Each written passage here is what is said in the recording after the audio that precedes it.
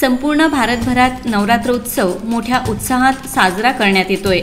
नाशिक शहराची ग्रामदैवत श्री कालिका माता मंदिर उत्सवाला सुरुवात झाली असून नाशिक शहर पोलीस आयुक्त संदीप कर्णिक यांनी श्री कालिका मातेची पूजा अर्चना करून मातेची आरती केली।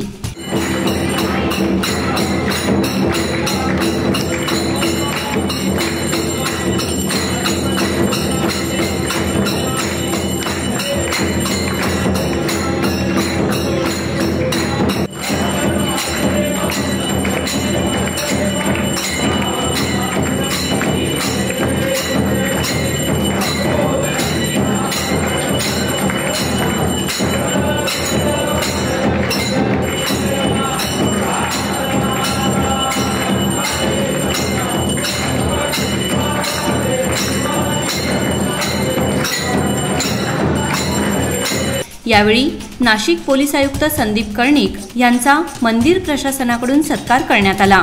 यावेळी असंख्य भाविक भक्त तसेच मंदिर प्रशासनातील पदाधिकारी मोठ्या संख्येने उपस्थित होते।